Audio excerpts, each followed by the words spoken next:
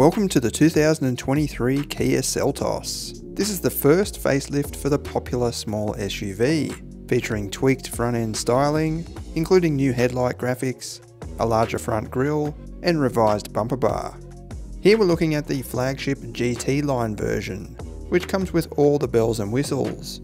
It is available with either a front-wheel drive 2-litre petrol or an all-wheel drive 1.6 turbo, as featured here. It looks good, with neat proportions and a nice sturdy stance. The rear end gets the fashionable full-width taillight, with intricate lighting details like the front. Underneath, the latest Celtos rides on the same K2 platform as the Hyundai i30 hatchback, unlike the latest Hyundai Kona, which uses the newer K3 platform.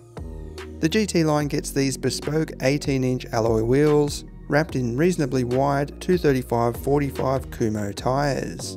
Lower spec models use a similar design, but downsized to 17 inches and with 215/55 tyres.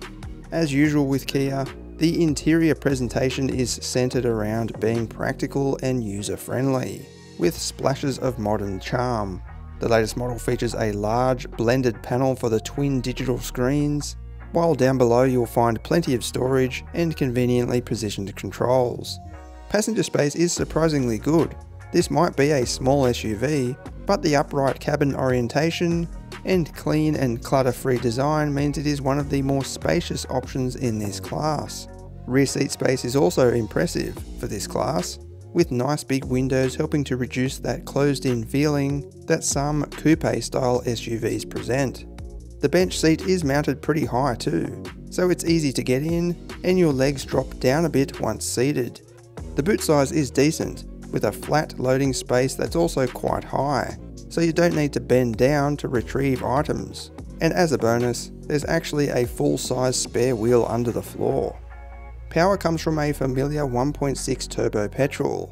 It is part of the new-ish SmartStream family, producing an impressive 146 kilowatts. New for the 2023 model is an 8-speed torque converter automatic. This really transforms the vehicle in our opinion, replacing the old jerky dual clutch automatic. It's now much smoother to drive. You can also option for a 2-litre petrol if turbo power scares you, but power is rather breathless at 110 kilowatts and with only 180 Newton meters of torque. And it comes matched to a boring CVT automatic. This is what they go like.